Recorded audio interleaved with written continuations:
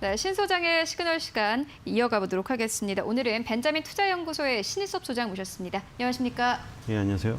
네, 소장님 오늘 탄소 배출권 관련해서 이야기할 텐데 이 주제를 오늘 가지고 오신 이유가 뭡니까? 어제 법이 통과됐더라고요. 장이 끝나고. 본회의가 몇 시에 열렸었죠? 뉴스로 나온 걸로는 저녁에 나왔던데. 예, 7시, 8시 뉴스 나왔던데요. 네, 그러면 그 그래도 부분 열심히 좀 짚고 하네요. 가도록 하겠습니다. 일단 탄소 중립 기본법이 네. 이 국회 본회의를 통과했다라는 부분 네. 짚어주셨는데 그렇다면 이 부분부터 먼저 좀 짚고 가도록 하겠습니다. 네. 이게 어떤 의미를 가지는지 모르시는 분들도 많을 것 같거든요. 네, 근데 반대가 의외로 많이 있었더라고요. 지금 보니까 반대가 거의 50명이 나왔어요. 반대가 100명이고 찬성이 100명이고 반대가 50명 정도로 통과됐더라고요. 지금 내용을 보니까 2030년까지 중장기로 국가 온실가스 감축 목표를 2018년 대비 35% 이상으로 못을 박아버렸어요. 어제. 본회의가 통과가 돼버려서. 이게 그래서 뭐 다시 법을 바꾸기 전까지는 이 법이 유지될 수밖에 없는. 바꿀 리가 없겠죠. 지금 국회의원 임기가 아직 2년 정도 더 남았죠. 그러니까 그 국회의 그 어떤 의석이 안 바뀌잖아요. 그 사이에는. 안 바뀌겠죠. 지금 보니까 2018년 대비 35% 이상을 한 이유가 있어요. 이게 2019년 대비 26.3% 감축보다 9%를 높였는데 이걸 왜 높였냐면 2050년까지 탄소 제로를 만들어야 되면 그러면은 시계열로 해보면 2018년 대비 2030년까지 35%를 줄여야지만 2050년까지 0을 만들 수가 있어요. 그래서 이렇게 해버려가지고 지금 발등에 불이 떨어진 업체들이 난리가 났습니다, 지금. 특히 시멘트, 철강, 화학업체들이 지금 우리 어떡하냐고 지금 이거. 아무리 뭐 쌍용량회가 그 경북 우성 쓰레기산 치워주고 뭐 그런다고 하더라도 시멘트 만들 때 탄소가 많이 발생될 수밖에 없거든요. 이걸 당장 줄이려고 하면 못 줄이니까 탄소 배출권 사야 되고 그만큼 비용이 나가잖아요. 근데 이게 법이 제정돼 버려서 어쩔 수 없나 봐요, 이제. 전 세계 14번째로 2050 탄소 중립 비전을 법제화한 나라가 됐어요, 어제 우리가.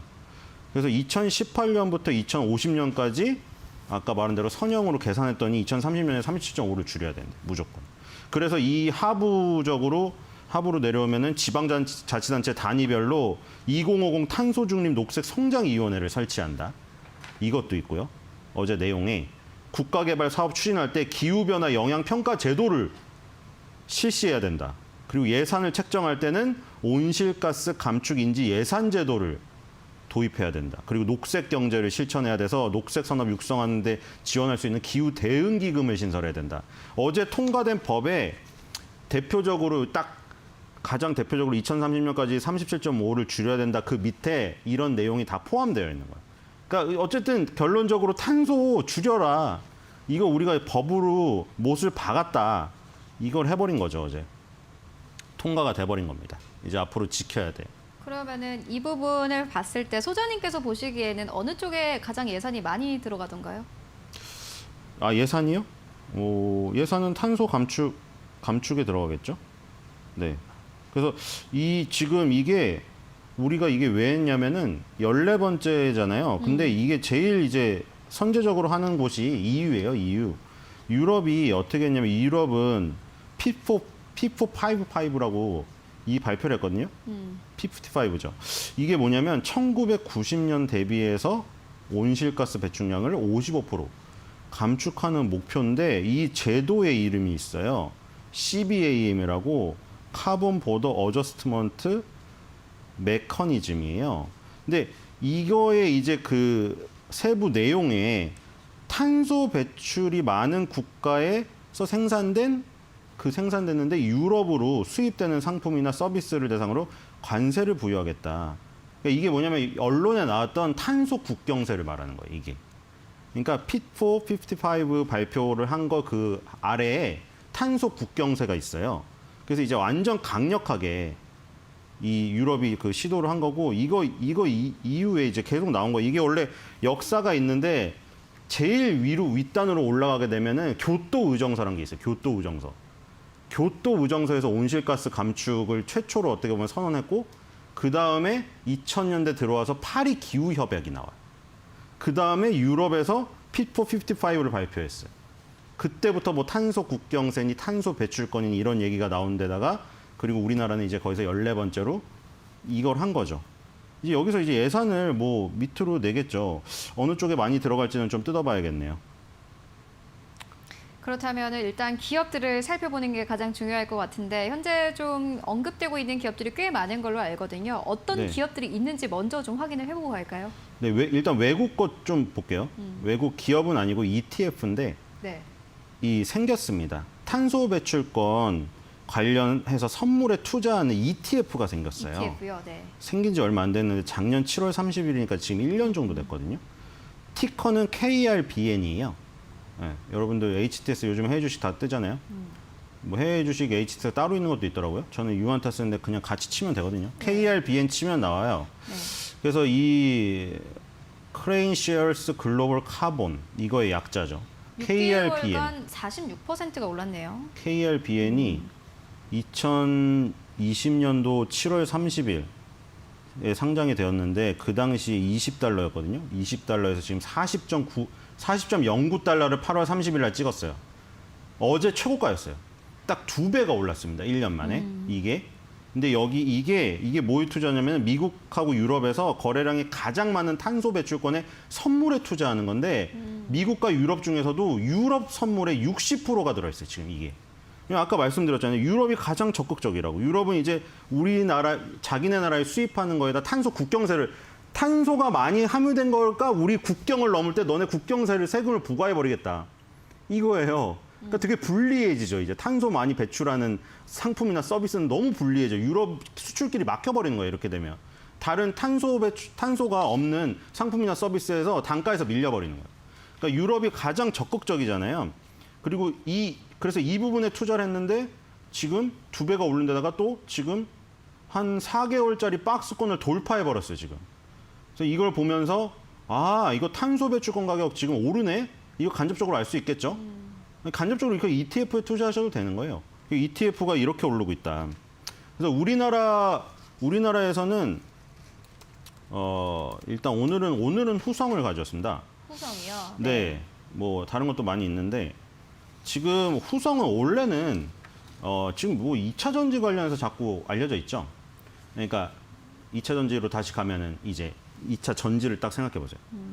양극재, 플러스에 있는 양극재, 마이너스 극에는 음극재, 그다음에 거기서 수용을 하게 만드는 전의 액 가운데 플러스와 마이너스가 섞이지 않게 하는 분리막. 이게 4대 소재잖아요. 근데 그 전의 액이 수영장 물인데 전의 액 안에 들어가는 전의 질을 만드는 업체가 후성이잖아요. 그중에 리튬염이라고 불리우는. 얘네가 만드는 거 육부라 인산 리튬. 그걸 만드는데 그래서 2차 전지 소재 업체로 굉장히 각광을 받고 있는데 탄소 배출권도 관련이 돼 있다. 왜 관련이 돼 있냐? 후성은 공장이 어디 있죠? 초록창에 쳐보시면 나오죠. 울산에 공장이 있잖아요. 근데 울산에 후성의 공장뿐만 아니라 울산이 우리나라에서 그 가장 높은 거 아시죠? 소득이 가장 높은 도시예요. 1인당 소득이 울산이 제일 높아요. 근데 그게 요즘에 좀 경기가 뭐 조선 때문에 힘들어졌다고 하지만 그쪽에 뭐 조선소나 화학회사나 이런 게 밀집되어 있잖아요. 그럼 당연히 어떤 탄소 배출이나 이런 안 좋은 게 많이 나오겠죠. 실제로 전국에서 유독물질이 가장 많은 지역이 울산이.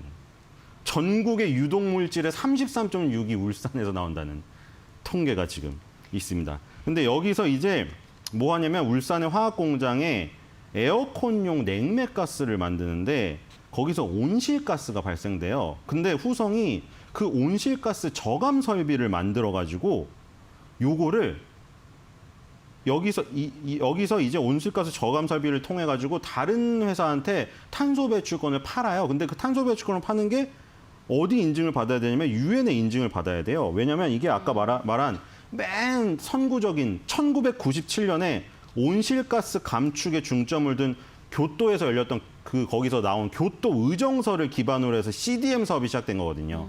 CDM이 클린 디벨롭먼트 메커니즘이에요. 이게 유엔에서 하는 온실가스 감축 사업이에요. 여기에 공인을 받아야 탄소 배출권을 유엔이 공인받은 하에서 팔 수가 있는 거예요. 근데 이 후성은 유엔 온실가스 감축 사업 CDM 사업에 공인 인증을 받았어요. 그래서 탄소 배출권을 이제 사고 팔 수가 있는데 후성은 사는 게 아니라 파는 거죠. 그러니까 탄소 배출권의 의미가 뭐냐면 그거예요. 아까 시멘트 회사나 화학 회사처럼 지금 당장 공장을 뜯어 고치려면 몇 년이 걸리는데 당장 탄소 배출을 줄일 수가 없잖아요. 그럼 장사를 접어야 되는데. 그렇잖아요. 근데 지금 장사를 접을 수는 없고 시멘트는 계속 생산해야 되고 화학 제품은 계속 생산해야 되잖아요. 그럼 어떻게 해야 되겠어요? 탄소 배출권을 사서라도 생산을 해야겠죠. 안 그러면은 지금 당장 시멘트 회사 접고 집으로 돌아가야 되는데요. 안 되잖아요. 탄소 배출권을 사야 되잖아요. 그런 회사들 대상으로 탄소 배출권을 파는 거죠. 파는 거예요. 그 필요한 회사들은 사야 되는 거고. 그래서 탄소 배출권 시장이 형성되는데 그거는 유엔의 담당 기구에서 공인을 해줘야 된다.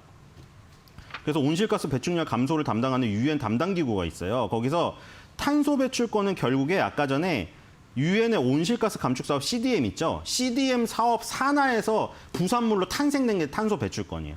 어쨌든 후성은 지금 그 탄소 배출권 사업을 유엔한테 인증을 받았기 때문에 울산 지역에 그 화학 공장과 이 뭐 조선소 이런 데서 나오는 이런 그 유해 가스들을 저감시켜주고 혹은 저감 설비를 뭐 확장을 못하거나 이런 회사들 대상으로 탄소 배출권을 팔 수가 있어요. 후성이 절약해서 모아둔 거를 갖다 파는 거예요, 걔네한테.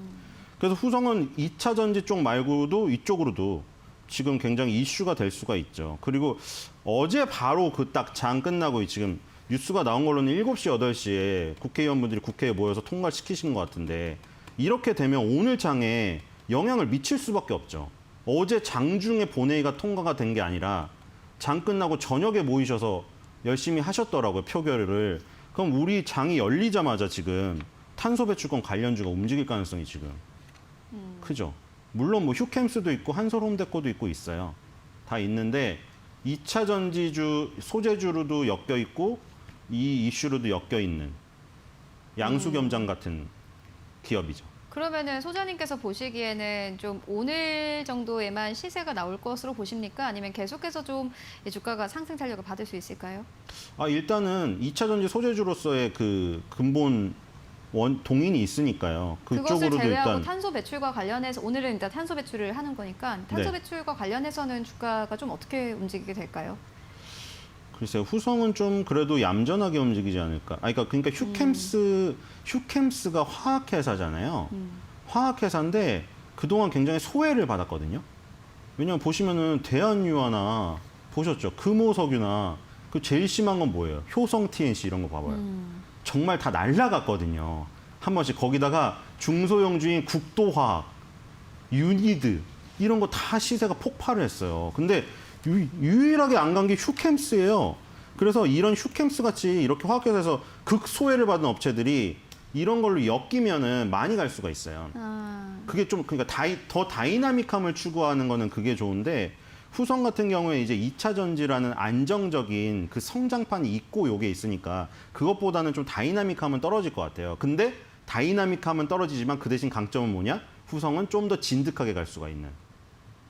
그렇다고 휴캠스가 원래 굉장히 중장기적인 가치 투자자들이 하는 종목이에요. 자체가 스타일이. 그런데 뭐 제가 그 스타일을 몰라서 그 다이나믹하게 뭐 테마주를 움직인다고 그런 얘기를 드리는 건 아니고 후성이 워낙 지금 중심이 그거잖아요. 지금 화학회사는 약간 어제 얘기를 드렸잖아요. 정유회사의 물량 공세에 약간 밀려요. 물론 휴캠스가 NCC를 갖고 있거나 그런 업체는 아닌데 어쨌든 화학회사의 정점은 지났는데 지금 2차 전지는 아직도 뜨거워요. 그렇기 때문에 그 뜨거운 게 있는 가운데 요 이슈가 딱 붙으니까 좀 더 이렇게 단기적으로 하루 움직임으로 끝나지는 않지 않을까, 후성이. 그런 생각이 들어요. 그러면은 기업 가치를 베이스로 했을 때를 가정을 해서 후성이 지금 탄소 배출권 관련한 수혜주로는 조금 더 안정적으로 가져가 볼 만하다 이렇게 보시는 거죠? 네, 그렇죠. 아까 그 해외 주식에서 후성을 쳤는데 후성이 따로 있었군요. 계속 그게 아마 나갔을 수도 있을 거예요. 그게 해외 차트에서 후성을 쳐서 제가 맨날 보던 차트랑 틀린데 이랬더니 중국에 있는 후성이라는 업체인가 봐요. 네. 그게 뭐야 이거. 우리나라 후성의 주가는 이미 박스권을 돌파했어요. 네, 아까 전에 해외 종합 차트를 펴는 데가 제가 그냥 후성을 딱 쳤는데 후성이 나와가지고 저는 그냥 보고 있었는데 아니었습니다. 어쩐지 모양새가 너무 다르더라고요. 그래서 지금 후성은 이미 박스권을 돌파해 놓은 상황이고 그리고 실적이 지금 굉장히 좋거든요. 이거 보시면은 2018년부터 20년까지 굉장히 내리막을 걸었거든요. 2018년에 나오죠. 2018년에 매출액이 2,749억으로 시작해가지고 2020년까지 완전 내리막에 영업이익은 더 가팔라요. 2018년에 396억이 나왔는데 2020년에 28억으로 쪼그라들었어요. 그러다가 이번에 이건 퀀텀 점프입니다. 이거는 퀀텀 점프. 중간 단계를 생략하고 넘어가는 거죠. 영업이익이 28억인데 지금 예상치가 벌써 282억이 떨어지고 있어요. 지금. 지금 2분기까지 확정이 된 상태잖아요. 지금 이게. 2분기까지 확정이 된 상태에서 이 정도니까 지금 3분기로 갈수록 더 늘어나고 있네요. 지금. 이번 연도 1분기에 영업이익이 적자였는데 2분기부터 71억, 그다음 3분기 지금 114억이 예상되고 있습니다. 지금 그래서 282억이 달성 가능할 것 같아요. 이렇게만 되면 와 지금 작년에 비해 엄청나게 퀀텀 점프를 하죠. 그러니까 주가가 지금 이 박스권을 뚫었어요. 그러니까 지금 2차 전지의 모멘텀만으로 박스권을 돌파했어요. 근데 여기에 탄소 배출권이 얹혀지면 굉장히 지금 좋죠. 이 박스권도 이게 한 달짜리가 아니고 월봉이기 때문에 5년짜리 박스권입니다. 5년. 이 5년짜리 박스권이 돌파가 됐어요. 그래서 지금 굉장히 지금 좋은 상황이다. 저렇게 오래된 박스권이 돌파가 됐다는 거는 이 사이에 있는 매물이 다 소화가 이루어졌다는 거예요. 소화가 이루어져서 꺽 하고 트림한 다음에 빵 올라가는데 여기에 마침 어제 갑자기 밤 8시에 본회의 통과 소식이 나와가지고 이 후성은 어쨌든 울산 지역에 공장을 갖고 있기 때문에 그게 위치적 굉장히 유리해요. 보니까. 울산에 공장이 굉장히 많고 아까 말한 대로 울산 지역에 유독 물질이 많은데 거기 이제 발등에 불이 떨어진 거죠. 거기 있는 공장들이 다 발등에 불이 떨어졌어 지금. 이제 2018년 대비해서 35%를 2030년까지 감축을 시켜야 돼요. 그러니까 이제 다 찾겠죠. 저감 설비를 찾던가 탄소 배출권 많이 갖고 있는 회사를 찾아가 갖고 우리 탄소 배출권 좀 팔아라 이러겠죠. 그러니까 탄소 배출권 갖고 있는 기업들은 몸값이 높아질 수밖에 없습니다. 일단 뭐 후성에 대한 기업에 대한 이야기를 해주신 걸 보면은 아무래도 후성이 조금 주가 탄력을 받을 수 있다 이렇게 보이기는 합니다만은 제가 일단 또 보수적인 질문을 드려야 되지 않습니까?